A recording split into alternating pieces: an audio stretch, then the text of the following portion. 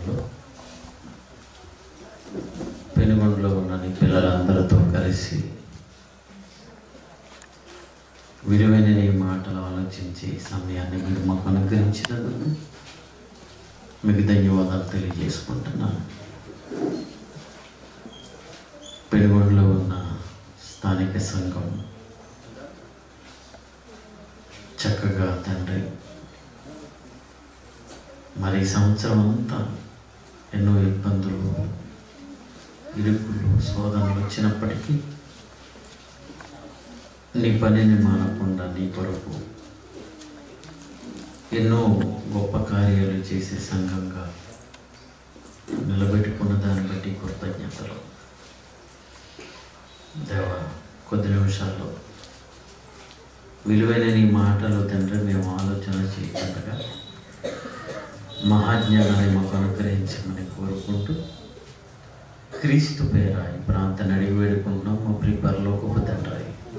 ఆమేన్.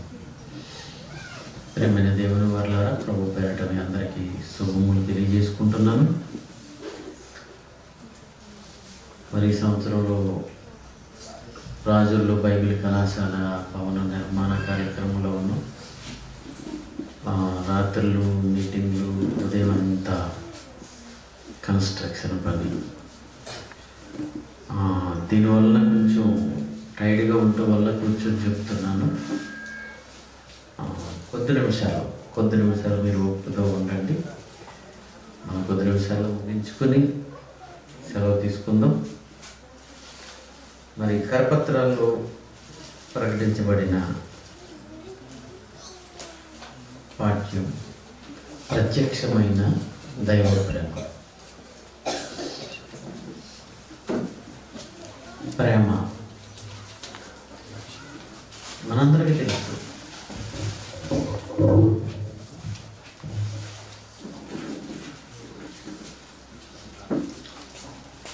ఈ ప్రేమ ఎలా ఉంటుంది, దీని ఆకారం ఎలా ఉంటుంది? ప్రేమ అనే పదం మనం వింటున్నాము, కానీ ప్రేమను ఎవరైనా చూస్తున్నారా? ఒకవేళ ఎలా ఉంటుంది ప్రేమ అనేది ఈ పాఠంలో మనం నేర్చుకోబోతున్నాం. ప్రేమ పలుకుతున్నారు, నేను ప్రేమిస్తున్నాను అని ప్రేమను చెప్తున్నారే తప్ప ప్రేమను చూపించట్లేదు. ప్రేమను చెప్తున్నాం. ప్రేమ ఎలా ఉంటుంది అనేది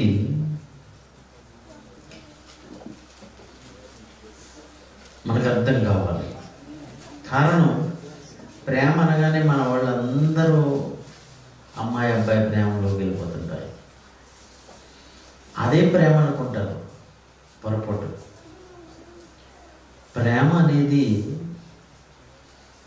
మనిషి నుండి ప్రారంభం కాలేదండి. ప్రేమ దేవుడి నుండి వచ్చింది. ప్రేమకు మూలం దేవుడు. ప్రేమ దేవుడి నుండి కలిగింది కనుక మనుషులకి ఉన్న ఈ ప్రేమను చూస్తున్నావే తప్ప అసలు మూలంలోనికి వెళ్ళి ప్రేమ ప్రారంభమైంది ఎక్కడి నుంచి, ఎవరి దగ్గర నుండి, ఎలా ప్రారంభమైంది అనేది ఏ మనిషి ఆలోచించట్లేదు. ప్రేమ గురించి మాట్లాడమంటే మాట్లాడుతుంటారు, ప్రేమ మీద కవిత్వాలు, ప్రేమ గురించి పాటలు, ప్రేమ గురించి ఎన్నెన్నో సినిమాలు, సీరియళ్ళు, కథలు. ఈరోజు వీళ్ళందరికీ ప్రేమ గురించి తెలియదని నేను చెప్తాను. కారణం, మూలంలోనికి వెళ్ళలేదు వాళ్ళు. ప్రేమ మూలంలోనికి వెళ్ళలేదు. ఒక వచనాన్ని చూసి ఈ పాఠ్యాన్ని ముందుకు తీసుకెళ్దాం. యోహాను గారు రాసిన మొదటి పత్రిక 4వ అధ్యాయం 7వ వచనం. యోహాను రాసిన మొదటి పత్రిక 4వ అధ్యాయం 7వ వచనం. ప్రియులారా, మనము ఒకరినొకరు ప్రేమింతుము. మనము ఒకరినొకరు ప్రేమించుకోవాలట. ఒకరినొకరు ప్రేమించుకోవాలట. ప్రేమ అంటే కేవలం యవనస్తులైన అబ్బాయి అమ్మాయి ఇది మాత్రమే గుర్తొస్తుంది. తల్లి ప్రేమ ఉంది, తండ్రి ప్రేమ ఉంది, సహోదరుడి ప్రేమ ఉంది, స్నేహితుడి ప్రేమ ఉంది. ఇవన్నీ గుర్తుకు రావట్లేదండి ఈరోజు. మనం ఒకరినొకరు ప్రేమించుకోవాలట. ఏలయనగా ప్రేమ దేవుని మూలముగా కలుగుచున్నది. ప్రారంభం ప్రేమ ప్రారంభ దశ, మూలపు దశ. ప్రారంభం దేవునిలో ప్రారంభమైంది. ప్రేమలో, మనుషుల్లో కాదు. ప్రేమ దేవుని నుండి వచ్చింది, దేవుని మూలముగా వచ్చింది, దేవునిలో నుంచి వచ్చింది. ప్రేమ అనగానే లైలా మజ్ను కథ చెప్పుకుంటారు. ప్రేమ అనగానే రోమియో జూలియట్ గురించి మాట్లాడుతుంటారు. ప్రేమ అనగానే దేవదాసు పార్వతి గురించి మాట్లాడుతున్నారు. ప్రేమ అనగానే దేవుడి గురించి మాట్లాడాలండి. ప్రేమ దేవుని నుండి వచ్చింది, దేవుని మూలముగా వచ్చింది. ఇక తెస్సలోనికైలకు రాసిన మొదటి పత్రిక 4వ అధ్యాయం 9వ వచనం కూడా చదువుతాం. తెస్సలోనికైలకు రాసిన మొదటి పత్రిక 4వ అధ్యాయం 9వ వచనం.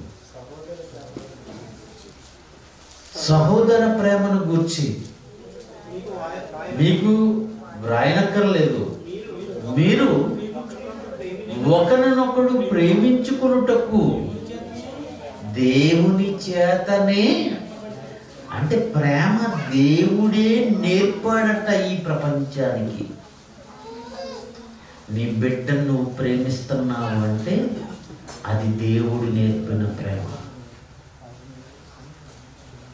నీ సహోదరుని నువ్వు ప్రేమిస్తున్నావు అంటే అది దేవుడు నేర్పిన ప్రేమ. నీ తల్లిని ప్రేమిస్తున్నావు, నీ తండ్రిని ప్రేమిస్తున్నావు, నీ వారిని ప్రేమిస్తున్నావు అంటే ఈ ప్రేమ దేవుడు నేర్పిన ప్రేమ. కనుక ప్రేమ అనగానే దేవుడు గుర్తుకు రావాలి. నీ బిడ్డను నువ్వెంత ప్రేమిస్తున్నావు, నీ తల్లిదండ్రులు నువ్వెంత ప్రేమిస్తున్నావు, ఎక్కడదయ్యా ప్రేమ? నువ్వు బిడ్డ మీద చూపిస్తున్న ప్రేమ ఎక్కడి నుంచి తెచ్చుకున్నావు?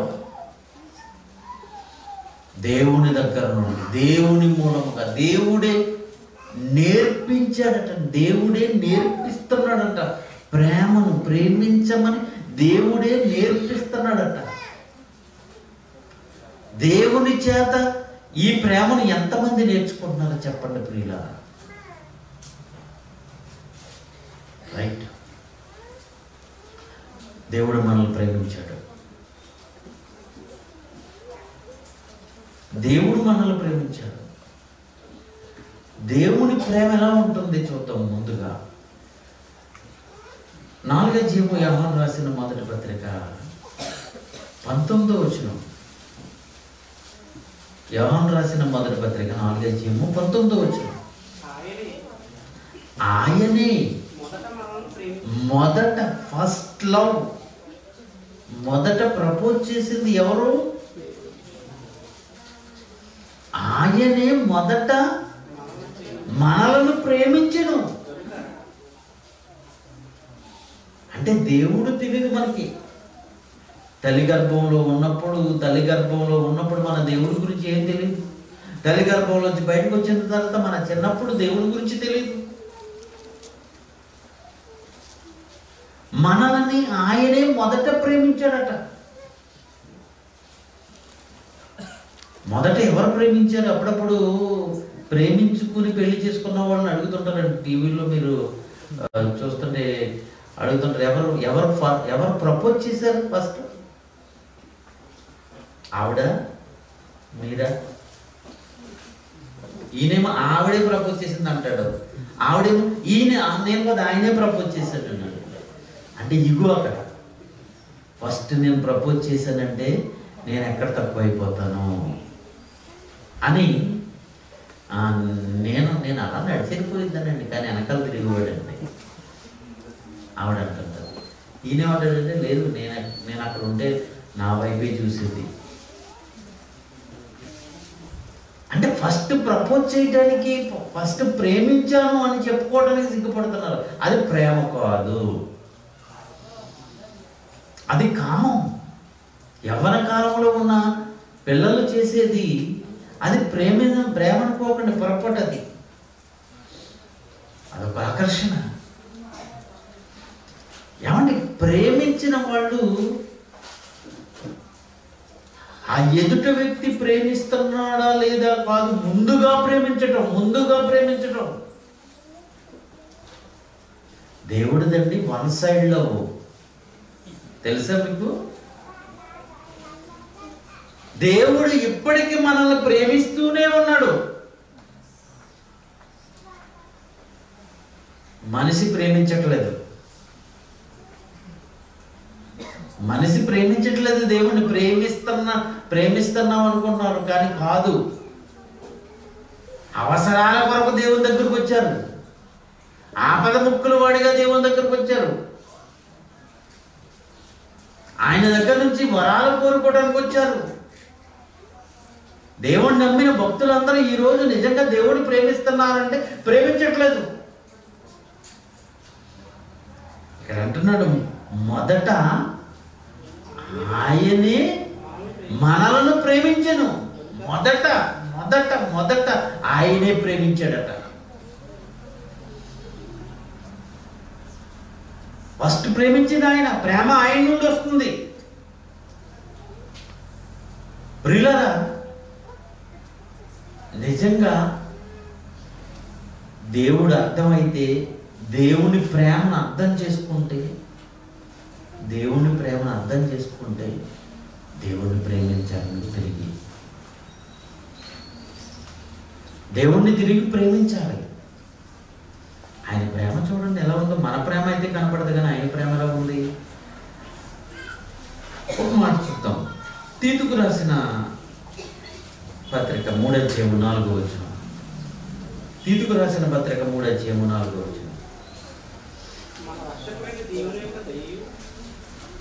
మన రక్షకుడైన దేవుని యొక్క దయ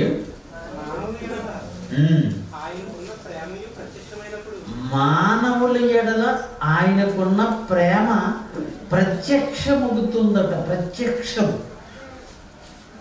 అంటే కేవలం దేవుడు మాటలతో ప్రేమించలేదట, ఆయన ప్రేమను ప్రత్యక్షపరిచాడట, ఆయన ప్రేమను చూపించాడట.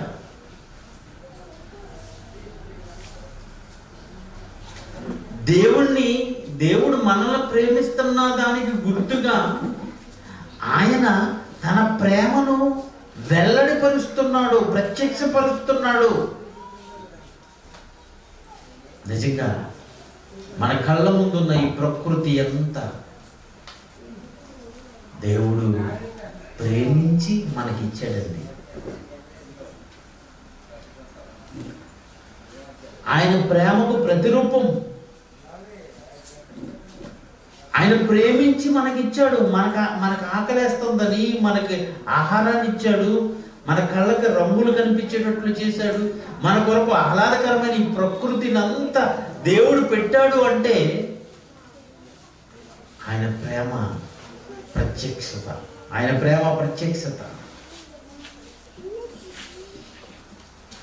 ఇంకా ఆయన ప్రేమ ఎలా వెల్లడిపరుస్తున్నాడు?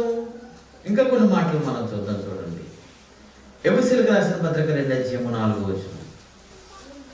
ఎఫెసీయులకు రాసిన పత్రిక 2:4. అయినను దేవుడు కరుణా సంపన్నుడై ఉండి మనము మన అపరాధముల చేత చచ్చిన వారమై ఉండినప్పుడు సహితము మన ఎడల చూపిన తన మహాప్రేమ చేత, ఏమంటే మన ఎడల చాలా ప్రేమ చూపుతున్నాడట, చాలా ప్రేమ చూపుతున్నాడట. అంటే మీరు కొంచెం అర్థం చేసుకోండి, ఇక్కడ ఆయన ప్రేమను మన ఎడల వెల్లడిపరుస్తున్నాడో, ప్రేమను మన ఎడల చూపిస్తున్నాడు. ఎలా చూపిస్తున్నాడు? రోమీయులకు రాసిన పత్రిక 5వ అధ్యాయము 8వ వచనం. రోమీయులకు రాసిన పత్రిక 5వ అధ్యాయము 8వ వచనం. అయితే దేవుడు మన ఎడల తన ప్రేమను వెల్లడిపరుచుచున్నాడు. ఎట్లనగా మనం ఇంకనూ పాపులమై ఉండగానే క్రీస్తు మన కొరకు చనిపోయెను. అంటే ఎప్పటి వరకు మనం ఆలోచించిన ఈ వచనాల్లో దేవుడు తన ప్రేమను మనకి ఎలా చూపాడు అంటే చెప్పలేదు. ప్రేమ మాటలు చెప్పలేదు, ప్రేమను మనకి చూపించాడు. ఎలా? క్రియలలో.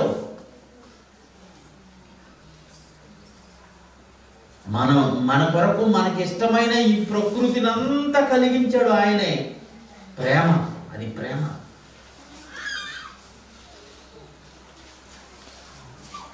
ఒక భార్యను ప్రేమించే భర్త భార్యను చూసి I love you, I love you, I love you అని చెప్పడం. భార్యను పట్టించుకోకుండా, భార్యకి ఏమీ తేకుండా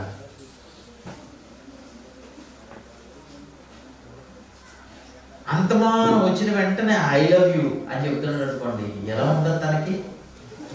మురుగోయ పండగ కూడా ఒక చీర కొడతాను, ఊరికే చెప్తావు ఐ లవ్ యూ అని, అదొకటి తేరగా ఉంది నీకు అంటది కదండి. భార్య భర్తను ప్రేమిస్తుంది, చెప్పవసరం లేదు. ఏమంటే ఐ లవ్ యూ అండి, ఐ లవ్ యూ అండి అని కూడా తిరిగి నువ్వు చెప్పవసరం లేదు. నువ్వు ప్రేమిస్తున్నావు అంటే నీ భర్తకి ఏది అవసరం, ఏది ఇష్టం, వచ్చిన వెంటనే ఆఫీస్ నుంచి వచ్చిన భర్తకు వచ్చిన వెంటనే మంచినీళ్ళు పట్టుకుని, గ్లాస్తో మంచినీళ్ళు పట్టుకుని భార్య నిలబడుతుంది. అలసిపోయి ఇచ్చారు, మంచినీళ్ళు ఇచ్చిన తర్వాత కాఫీయా, టీయా ఏమన్నా తాగుతారా? వేడి నీళ్ళు పెట్టేశాను, బాత్రూంలో స్నానం చేయండి, పిల్లలందరూ నేను డిస్టర్బ్ చేస్తే అలసిపోయి ఇచ్చారు నాన్నగారు, డిస్టర్బ్ చేయకండి. పిల్లల పనులు తనే చూసేసుకుని అన్నీ చక్కబెట్టేసుకుని, నిజంగా ఆ భర్త అంటాడు, నా భార్యకు నేనంటే ఎంత ప్రేమ. చెప్పవసరం లేదు, ప్రేమ చెప్పవసరం లేదండి. ప్రేమ ప్రత్యక్షపరచాలి. దేవుడు మన ఎడల తన ప్రేమను ప్రత్యక్షపరుస్తున్నాడు. ఎలా అంటే ఇదిగో ఈ ప్రకృతి అంతా కలిగించాడు, క్రియ చేస్తున్నాడు. క్రియ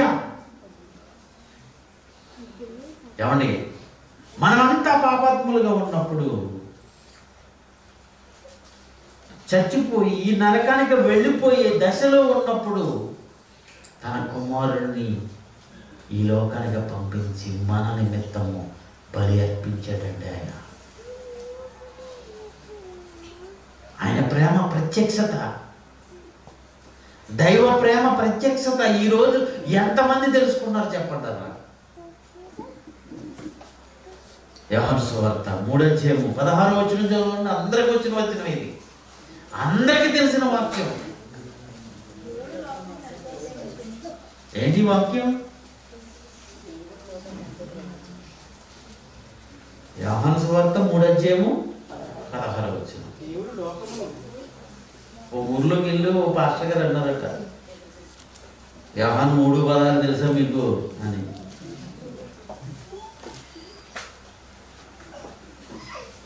అందరూ తెలుసా? అక్కడ ఉన్న సంఘం వాళ్ళందరూ కన్ఫ్యూజ్ అయిపోతున్నారంట, భయపడిపోతున్నారంట.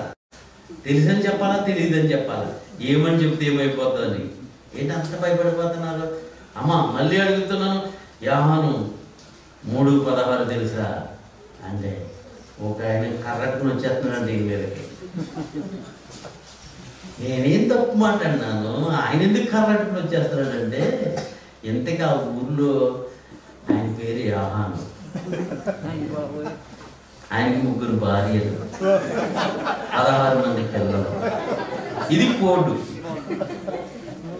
అంటే ఆయన అనుకున్నాడు ఆయన గురించి, ఆయన సీక్రెట్ అంతా ఈ చెప్పడానికి వచ్చాడేమో పాస్టర్ గారు అనుకుని కర్రట్టుకుని వస్తున్నాడంటే ఈయన కొట్టడానికి. ప్రజలందరూ భయపడుతున్నారు. యోహాను 3:16 అంటే అది కాదు. ఏముంది ఇక్కడ? యోహాను సువార్త 3:16 దేవుడు లోకమును ఎంత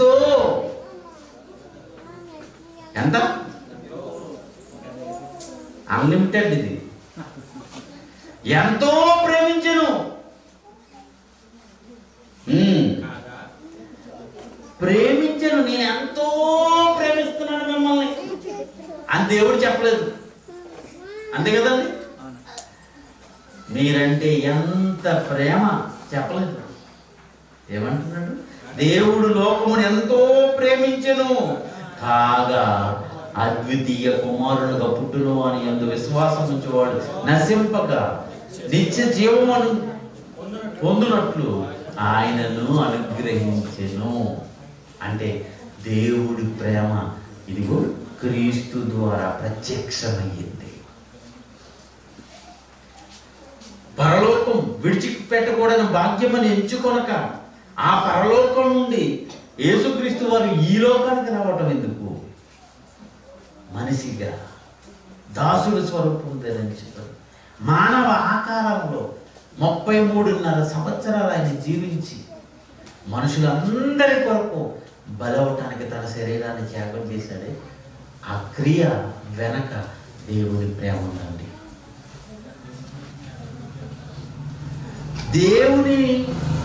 దేవుడు మనల్ని ప్రేమించాడు. తన ప్రేమ ప్రత్యక్షమవుతుంది, తన ప్రేమ వెల్లడవుతుంది. క్రియారూపంలో కనపడుతుంది. దేవుడు మనల్ని ప్రేమించిన దానికి ఎంత క్రియ కనపడుతుంది. ఇదిగో ప్రకృతి ఎంత కనపడుతుంది. ప్రకృతి అంతా ఈరోజు పనిచేస్తుంది, గాలి వేస్తుంది. ఎందుకు? దేవుడు మనల్ని ప్రేమించాడు. వర్షాలు కురుస్తున్నాయి, దేవుడు మనల్ని ప్రేమించాడు. భూమి పండుతుంది, దేవుడు మనం ప్రేమించాడు. ఇవన్నీ మన కళ్ళకు కనపడుతున్నాయి. తన ప్రేమ ప్రత్యక్షమవుతుంది, తన ప్రేమ కనబరుస్తున్నాడు. మరి నువ్వేం చేస్తున్నావు? దేవా నువ్వంటే నాకు చాలా ప్రేమ అయ్యా.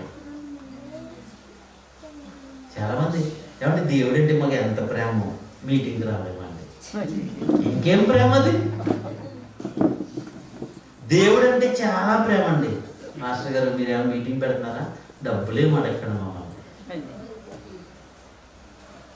ప్రేమ నువ్వేం కనపరుస్తున్నావు? ప్రేమ అని చెప్తున్నావు అంతే. మాటల్లోనండి చాలా మంది.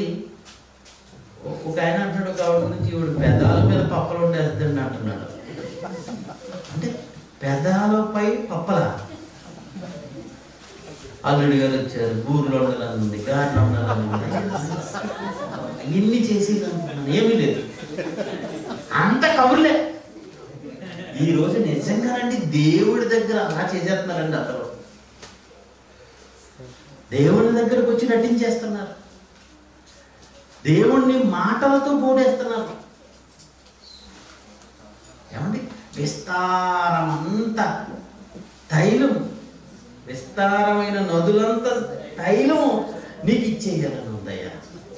మాట బాగా పాడుతున్నావు. నా కొడుకు నీకు ఇచ్చేస్తానంటాడు, స్కూల్కి మాత్రం పంపించేస్తాడు. అసలు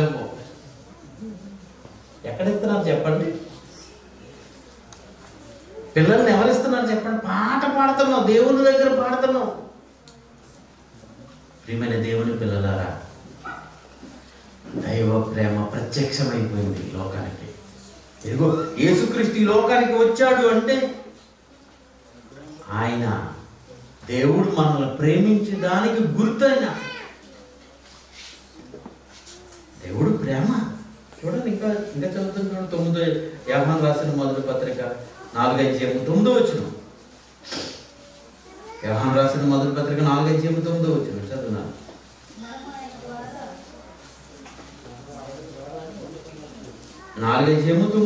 మనము ఆయన ద్వారా జీవించినట్లు దేవుడు తన అద్వితీయ కుమారుని లోకమునకు పంపెను. దీని వలన దేవుడు మనయందుంచిన ప్రేమ ప్రత్యక్షపరచబడింది. చూసారా,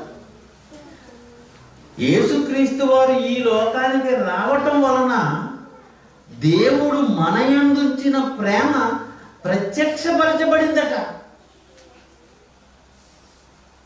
16వ వచనం కూడా చదువుతాం.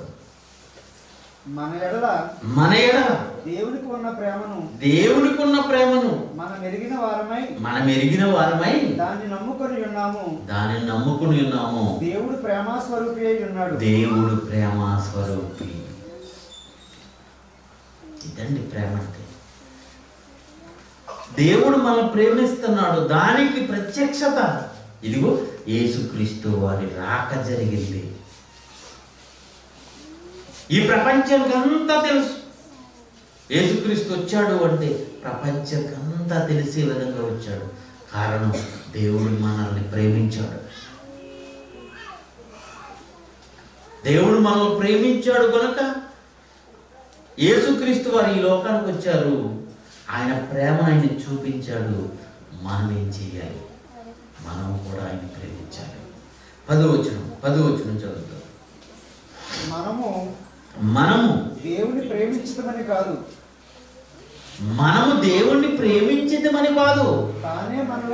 తానే మనలను ప్రేమించి మన పాపములకు ప్రాయశ్చిత్తము అయ్యుండుటకు తన కుమారుని పంపించాడు.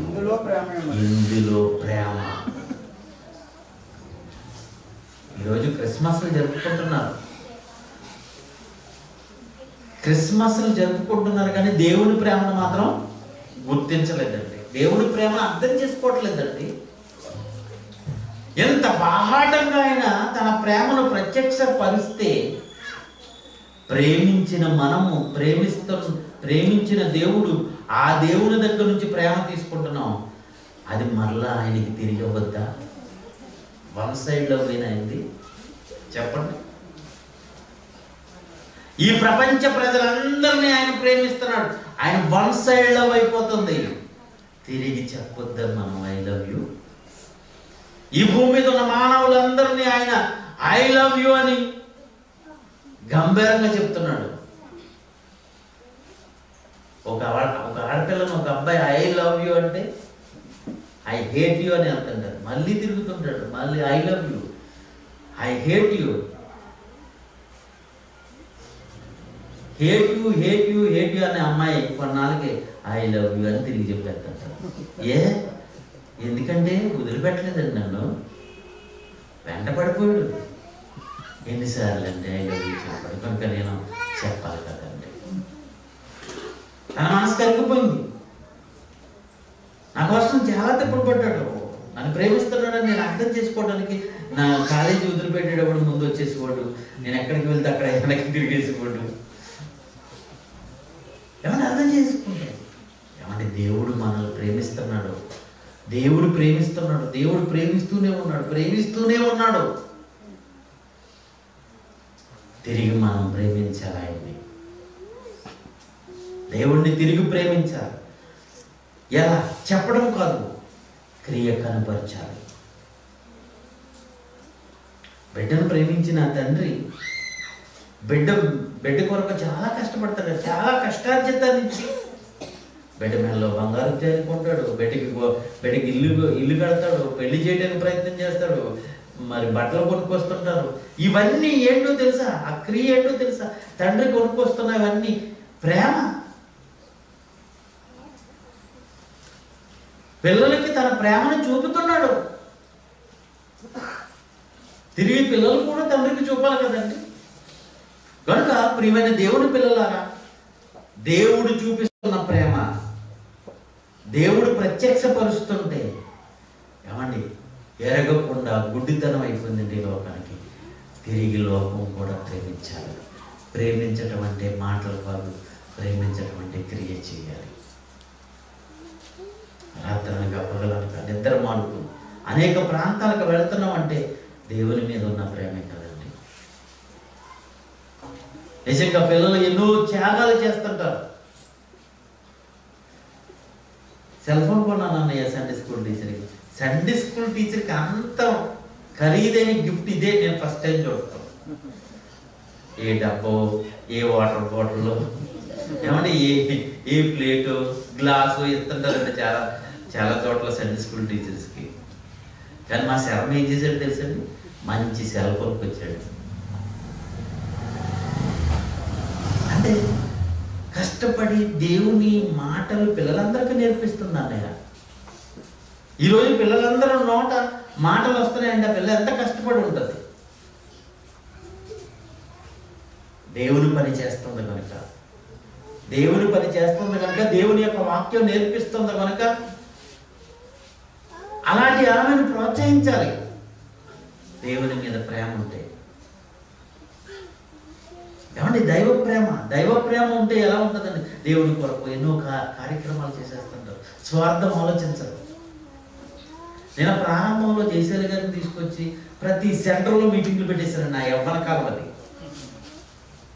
ఒక రోజు నా బంధువు వచ్చారన్నాడు, బాబు ఎంత ఖర్చు ఉంది మీటింగ్కి అన్నాడు. ఇన్ని వేల మీద ఉంది. అప్పుడు పిచ్చుడు పెట్టేయండి అసలు. నువ్వు మీటింగ్ ఖర్చు పెట్టిన డబ్బు ఎకరం భూమి వస్తా తెలుసా నీకు అన్నాడు నన్ను. ఎకరం భూమి వచ్చి ఎకరం పొలం కొనుక్కునే డబ్బు ఆయన ఎవరినో వైజాగ్ నుంచి తీసుకొచ్చి మీటింగ్ పెట్టేసావా? ఏమొచ్చింది? వచ్చారు, ఆయన ఏదో చెప్పాడు, 10 మంది వచ్చారు, విన్నారు, వెళ్ళిపోరు. ఏమొచ్చిందా నీకు? చాలా మందికి అర్థం కాదండి. దేవుని మీద ప్రేమ అండి. అది దేవుని పని మనం జరిగించాలి. ఏమంటే రాజుల కాలేజీ కడుతుంటే వచ్చిన వాళ్ళందరూ దైవజనులు కూడా ఆగి నా దగ్గరకు వచ్చి పలకరించి వెళ్తున్నారు. ఏమంటే 3 అంతస్తుల బిల్డింగ్ కట్టారండి, ఒక్క కూలింగ్ కూడా పెట్టలేదండి కదండి రాజేంద్ర గారు. అవునండి. ఆశ్చర్యపోతున్నారండి. మా చర్చిల్లో ఉన్నారండి బాబు, ఒక్క రమ్మంటే రారు. కూలి పనులు పెట్టుకుని డబ్బులు చేయించుకుంటున్నానండి. మీ వాళ్ళు ఏంటండి? మా వాళ్ళు దేవుడిని ప్రేమించేవాళ్ళు. వాళ్ళ పడిన కష్టం, వాళ్ళ కార్చిన చెమట. ఒక మంచి భవనం కనబడుతుంది ఈరోజు రాజుల్లో. రాజుల ప్రాంతానికే పెద్దది. ప్రియులారా, దేవుని మీద ప్రేమ ఉందని చెప్పడం అంటే నోటితో కాదండి, క్రియ చేయాలి. క్రియ. తాజ్మహల్ కట్టేశాడట. ఎవరి మీద ప్రేమతో? షాజహాన్ గారు తన భార్య ముంతాజ్ మీద ప్రేమతో కట్టాడు. ప్రేమను కనుపరిచాడు. దేవుని కొరకు నువ్వు దేవుణ్ణి ప్రేమిస్తే దేవుని కొరకు చేసిన కార్యం ఏది చెప్పండి? ఏది చెప్పండి? శర్మ ఏదో మీటింగ్కి వెళ్ళినాడంటండి, జయశైలి గారు మీటింగ్. ఒక్కో ప్రసంగం క్యాసెట్లన్నీ తెచ్చేసుకున్నాడట. వెంట మొదలెట్టాడు. తన బ్రతికేంటి అర్థమైపోయింది. దేవుడి మీద ప్రేమ పెరిగింది. ఎన్ని మీటింగ్లు ఎట్టేశాడండి పెనుగొండలో. నన్ను ఎన్నిసార్లు పిలిచాడు, ఉపేంద్ర ఎన్నిసార్లు పిలిచాడు, జాన్సన్ గారిని ఎన్నిసార్లు పిలిచాడు, ప్రసన్న భవన్ ఎన్నిసార్లు పిలిచాడు. ఆ మీటింగ్ ఒక్కొక్క మీటింగ్కి తక్కువ ఖర్చు అండి. ఎక్కడెక్కడ మంచి సెంటర్ ఉందో చూసి, ఏమండి ఇవన్నీ ఎందుకు చేయాలి చెప్పండి? ఉదయాన్నే వెళ్ళిపోయి సాయంత్రం వరకు కష్టపడి పని చేసుకుని, తన ల్యాబ్లో పని చేసుకుని, ఆ హాస్పిటల్ చూసుకొని వచ్చిన డబ్బుతో తన పిల్లలకి భార్యకు ఏవో ఖర్చు పెట్టుకుని, తర్వాత వెనక్కి ఏదైనా నిలబెట్టుకుని ఇవన్నీ చేసుకోవాలి అనుకుంటారు ఒక్కొక్కరు అయితే. కానీ దేవుని కొరకు ఖర్చు పెట్టేది నిజంగా శర్మని చూస్తుంటే మీకు అర్థం అవ్వాలి. అమ్మో, పెనుగొండలు అందరికంటే ఎక్కువ ప్రేమించేది దేవుణ్ణి శర్మే. అవునా కదా? అవునైతే చెప్పలు పట్టండి. మీరు కూడా అలాగే చేయాలి. ప్రేమిస్తున్నాము దేవా నువ్వంటే నాకు ఎంత ప్రేమ అయ్యని చెప్పొద్దు. క్రియ జరిగించండి. క్రియ. నీ ప్రేమను కనుపరచు, నీ ప్రేమను ప్రత్యక్షతపరచు, చూపించు లోకానికి నీ ప్రేమను. దేవునిపై ఉన్న నీకున్న ప్రేమను చూపించు. నీపై ఉన్న ప్రేమను దేవుడు చూపిస్తున్నాడు బాహటంగా. నీకు దేవుడి మీద ప్రేమ ఉంటే చూపించాలి, ఖచ్చితంగా చూపించాలి. ఈ ప్రజలకు చూపించాలి, ఈ లోకానికి చూపించాలి. చూపించటం కొరకు ఏం చేస్తున్నావు నువ్వు ఆలోచించుకో. గత సంవత్సరాలు వదిలే, ఇగో రాబోతున్న సంవత్సరం నేను దేవుణ్ణి ప్రేమించటానికి ప్రతిగా నేను ఏదో చెయ్యాలి. ఏదో దేవుని మీద ప్రేమను నేను చూపించాలి. చెప్పకూడదు, చూపించాలి. ఓకే, ఇప్పటికే చాలా లేట్ అయింది. ప్రార్థన చేస్తాను, వెళ్ళిపోదాం. పరిశుద్ధుడైన మా తండ్రి మీ నామమున కొలుదాం. మా ఎడల నీకున్న ప్రేమ ఎంత గొప్పదయ్యా. కేవలం మాటలతో కాదు, క్రియలతో ఉన్న నీ ప్రేమ. ఆ ప్రేమను అర్థం చేసుకుని మేము కూడా మాటల వరకే పరిమితం అవ్వకుండా మా ప్రేమను కనపరచాలయ్యా. మా ప్రేమను, నీపై మాకున్న ప్రేమను ఈ ప్రపంచానికి చూపించడానికి నీ పట్ల ఎన్నో కార్యాలు చేసేవారిగా సిద్ధపాటు చేయండి. తమ్ముడు శర్మ నీ మీద ప్రేమను చూపిస్తూనే ఉన్నాడు. ఈ పెనుగొండలో ప్రతి వ్యక్తికి నీ మాట వినిపించాలని ఎంతోమంది దైవజనులు పిలిపించి, దాని కొరకు ఎంతో తన కష్టార్జితాన్ని వెచ్చించి నీ ప్రేమను చూపిస్తూనే ఉన్నాడు. అతను ఒక్కడే కాదు, అతని లాంటి వారు అనేక మంది కావాలని అందరూ ఈ విధంగా ఉంటారు. దయచేయండి తండ్రి. పెనుగొండలో ఉన్న ఈ చిన్న సంఘం నీ వాక్యం పట్ల ఆసక్తి కలిగి నీ వాక్యాన్ని ఉన్నట్టుగా నేర్చుకుంటూ రాబోతున్న తరాలకి నేర్పించాలని చిన్నపిల్లలను కూడా మరి నీ వాక్యంలో పెంచుతూ ఉన్న ఈ సంఘాన్ని బట్టి ఆనందపడుతున్నాను. నడిపిస్తున్న తమ్ముడిని, ఆయన కుటుంబాన్ని జ్ఞాపకం చేసుకోండి. ఆయనకి సహకారులుగా ఉన్న యవన పిల్లలు చాలామంది ఉన్నారు, వాళ్ళందరూ మీరు జ్ఞాపకం చేసుకోండి. సండే స్కూల్లో పిల్లల్ని జ్ఞాపకం చేసుకోండి. నడిపిస్తున్న ఆ చెల్లుని మీరు జ్ఞాపకం చేసుకోండి. స్త్రీల సమాజం, పురుషుల సమాజం జ్ఞాపకం చేసుకోండి. వీరు చూపిన ఐక్యత మిగతా సంఘాల వారు కూడా చూపించే ఆదర్శప్రాయంగా నిలబడే భాగ్యాన్ని అనుగ్రహించారు దేవా. పాలకులు బైబిల్ కళాశాల నడిపిస్తున్న చిన్నబాబును కూడా మీరు జ్ఞాపకం చేసుకోండి. దాన్ని ఆనుకుని ఉన్న ఈ రీసెర్చ్ సెంటర్స్ అన్నిటిని మీరు జ్ఞాపకం చేసుకుంటారు, అభివృద్ధి చేయండి. ఇదిగో దుబ్బలో పనిచేస్తున్న తమ్ముడు శాంతారావు జ్ఞాపకం చేసుకోండి. ఆయన ఒక్కడిగా నిలబడి అక్కడ అనేక మందిని కూర్చుతున్నాడు. సహాయం తెచ్చండి. మా అందరికీ స్ఫూర్తి, మా అందరికీ ప్రోత్సహించే నీ కుమారుడు మా ఆత్మీయ తండ్రి చేశారు గారిని బట్టి వందనాలు. అని కావాల్సిన ఆరోగ్యాలు మీరు అనుగ్రహించమని కోరుకుంటున్నాను. బైబిల్ ఓపెన్ యూనివర్సిటీ ద్వారా ఎన్ని ప్రాంతాలైతే నీ పని జరుగుతుందో అన్ని ప్రాంతాల్లోనూ విస్తరింపజేయమని మనం చేసుకుంటున్నాం. ఇదిగో స్థానిక సంఘం మరొక్కసారి జ్ఞాపకం చేసుకోమని కోరుకుంటూ ఈ సమయంలో ఈ కూడికను ముగించుకుంటున్నాం. తండ్రి మీరు తోడుకుండా నిశ్చితమైతే నీ కుమారుడు యొక్క రాక ఆలస్యమైతే మరలా మేమందరం ఈ విధంగా చేరే పర్యంతం మాలో ప్రతి ఒక్కరిని కాపాడమని మనం చేసుకుంటూ మా ప్రభువైన యేసుక్రీస్తు వారి పేరట ఈ ప్రార్థన అడిగి వేడుకుంటున్నాం మా ప్రియ పరలోకపు తండ్రి. ఆమేన్.